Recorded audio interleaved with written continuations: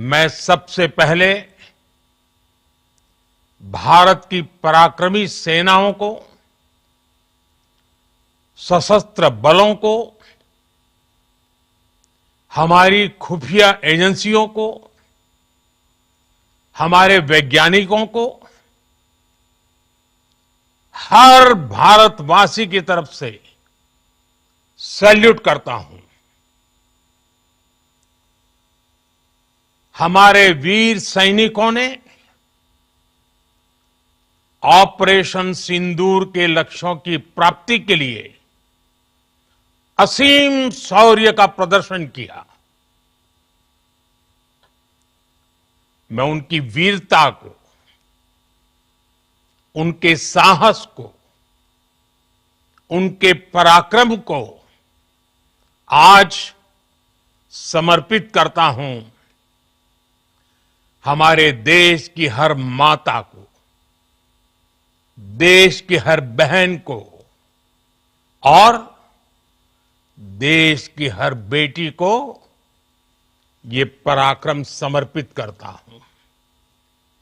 साथियों, 22 अप्रैल को पहलगाम में आतंकवादियों ने जो बर्बरता दिखाई थी, उसने देश और दुनिया को झकझोर दिया था। छुट्टियां मना रहे निर्दोष मासूम नागरिकों को धर्म पूछकर उनके परिवार के सामने, उनके बच्चों के सामने बेरहमी से मार डालना, यह आतंक का बहुत विभत्स चेहरा था, क्रूरता थी। ये देश के सद्भाव को तोड़ने की घिनौनी कोशिश भी थी। मेरे लिए व्यक्तिगत रूप से ये पीड़ा बहुत बड़ी थी। इस आतंकी हमले के बाद सारा राष्ट्र, हर नागरिक, हर समाज, हर वर्ग, हर राजनीतिक दल एक स्वर में आतंक के खिलाफ कड़ी कार्रवाई के लिए उठ खड़ा हुआ। हमने आतंकवादियों को मिट्टी में मिलाने के लिए भारत की सेनाओं को पूरी छूट दे दी और आज हर आतंकी, आतंक का हर संगठन जान चुका है कि हमारी बहनों बेटियों के माथे से सिंदूर हटाने का अंजाम क्या होता है। साथियों, ऑपरेशन सिंदूर ये सिर्फ नाम नहीं है, ये देश के कोटि कोटि लोगों की भावनाओं का प्रतिबिंब है। ऑपरेशन सिंदूर न्याय की अखंड प्रतिज्ञा है।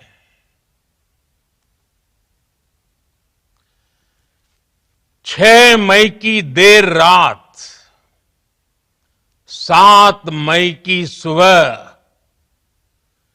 पूरी दुनिया ने इस प्रतिज्ञा को परिणाम में बदलते देखा है।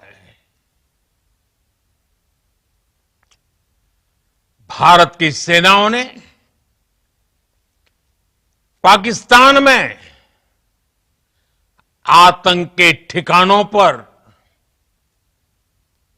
उनके ट्रेनिंग सेंटर्स पर सटीक प्रहार किया। आतंकियों ने सपने में भी नहीं सोचा था कि भारत इतना बड़ा फैसला ले सकता है। लेकिन जब देश एकजुट होता है, नेशन फर्स्ट की भावना से भरा होता है, राष्ट्र सर्वोपरि होता है, तो फौलादी फैसले लिए जाते हैं, परिणाम लाकर दिखाए जाते हैं। जब पाकिस्तान में आतंक के अड्डों पर भारत की मिसाइलों ने हमला बोला, भारत के ड्रोन्स ने हमला बोला, तो आतंकी संगठनों की इमारतें नहीं, बल्कि उनका हौसला भी थर्रा गया। बहावलपुर और मुरिद के जैसे आतंकी ठिकाने एक प्रकार से ग्लोबल टेररिज्म की यूनिवर्सिटीज रही है। दुनिया में कहीं पर भी जो बड़े आतंकी हमले हुए हैं, चाहे 9/11 हो, चाहे लंदन ट्यूब बॉम्बिंग हो, या भारत में दशकों से जो बड़े बड़े आतंकी हमले हुए हैं, उन सब के तार कहीं ना कहीं आतंक के इन्हीं ठिकानों से जुड़ते रहे हैं। आतंकियों ने हमारी बहनों का सिंदूर उजाड़ा था, इसलिए भारत ने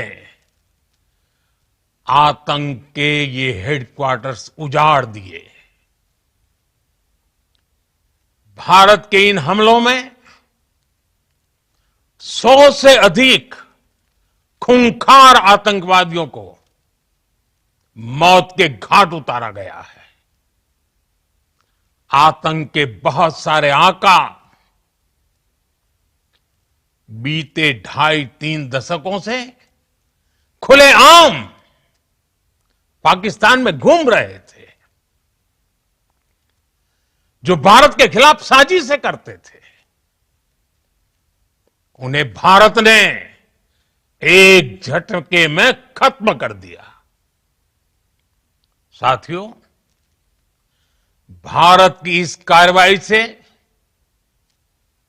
पाकिस्तान घोर निराशा में गिर गया था, हताशा में गिर गया था, बौखला गया था।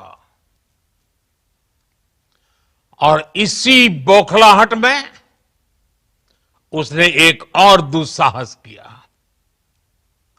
आतंक पर भारत की कार्रवाई का साथ देने के बजाय पाकिस्तान ने भारत पर ही हमला करना शुरू कर दिया।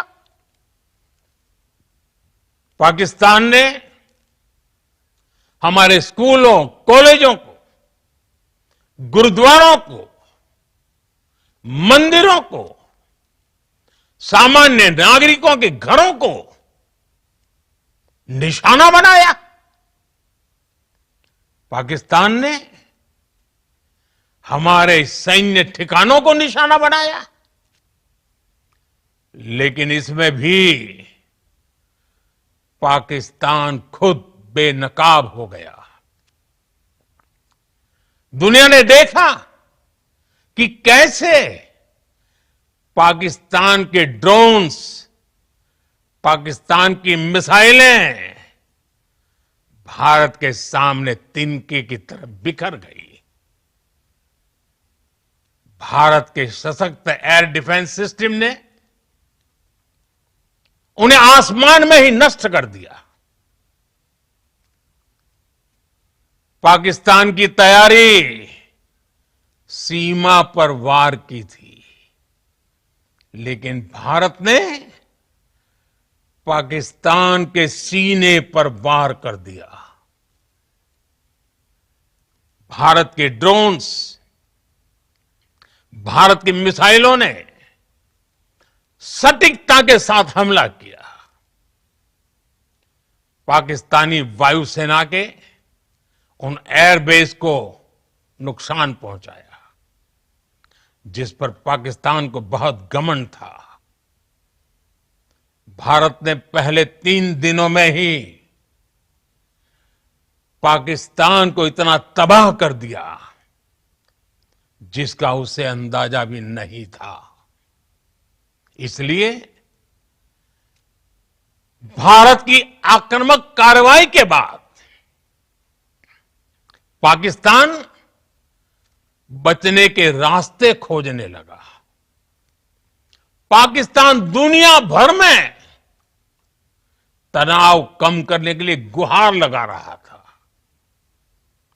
और बुरी तरह पीटने के बाद इसी मजबूरी में 10 मई की दोपहर को पाकिस्तानी सेना ने हमारे डीजीएमओ को संपर्क किया। तब तक हम आतंकवाद के इंफ्रास्ट्रक्चर को बड़े पैमाने पर तबाह कर चुके थे। आतंकियों को मौत के घाट उतार दिया गया था। पाकिस्तान के सीने में बसाए गए आतंक के अड्डों को हमने खंडहर बना दिया था। इसलिए जब पाकिस्तान की तरफ से गुहार लगाई गई, पाकिस्तान की तरफ से जब ये कहा गया कि उसकी ओर से आगे कोई आतंकी गतिविधि और सैन्य दुस्साहस नहीं दिखाया जाएगा, तो भारत ने भी उस पर विचार किया। और मैं फिर दोहरा रहा हूं, हमने पाकिस्तान के आतंकी और सैन्य ठिकानों पर अपनी जवाबी कार्रवाई को अभी सिर्फ स्थगित किया है। आने वाले दिनों में हम पाकिस्तान के हर कदम को इस कसौटी पर मापेंगे कि वो क्या रवैया अपनाता है। साथियों, भारत की तीनों सेनाएं, हमारी एयरफोर्स, हमारी आर्मी और हमारी नेवी, हमारी border security force BSF, Bharat के अर्धसैनिक बल लगातार अलर्ट पर है। सर्जिकल स्ट्राइक और एयर स्ट्राइक के बाद अब ऑपरेशन सिंदूर आतंक के खिलाफ भारत की नीति है। ऑपरेशन सिंदूर ने आतंक के खिलाफ लड़ाई में एक नई लकीर खींच दी है। एक नया पैमाना, न्यू नॉर्मल तय कर दिया है। पहला, भारत पर आतंकी हमला हुआ तो मुंह तोड़ जवाब दिया जाएगा। हम अपने तरीके से, अपनी शर्तों पर जवाब देकर रहेंगे। हर उस जगह जाकर कठोर कार्रवाई करेंगे जहां से आतंक की जड़ें निकलती हैं। दूसरा, कोई भी न्यूक्लियर ब्लैकमेल भारत नहीं सहेगा। न्यूक्लियर ब्लैकमेल की आड़ में पनप रहे आतंकी ठिकानों पर भारत सटीक और निर्णायक प्रहार करेगा। तीसरा, हम आतंक की सरपरस्त सरकार और आतंक के आकाओं को अलग अलग नहीं देखेंगे। ऑपरेशन सिंदूर के दौरान दुनिया ने पाकिस्तान का वो घिनौना सच फिर देखा है, जब मारे गए आतंकियों को विदाई देने पाकिस्तानी सेना के बड़े बड़े अफसर उमड़ पड़े।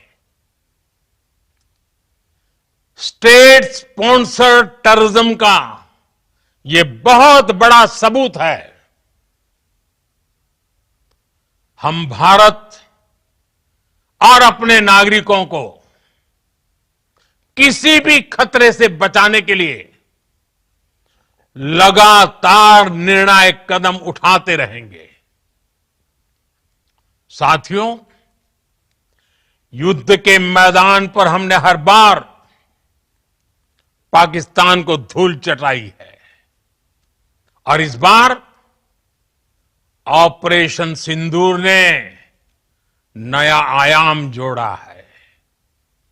हमने रेगिस्तानों और पहाड़ों में अपनी क्षमता का शानदार प्रदर्शन किया और साथ ही न्यू एज वॉरफेयर में भी अपनी श्रेष्ठता सिद्ध की। इस ऑपरेशन के दौरान हमारे मेड इन इंडिया हथियारों की प्रामाणिकता सिद्ध हुई। आज दुनिया देख रही है 21वीं सदी के वॉरफेयर में made in India defence equipments, इसका समय आ चुका है। साथियों, हर प्रकार के आतंकवाद के खिलाफ हम सभी का एकजुट रहना,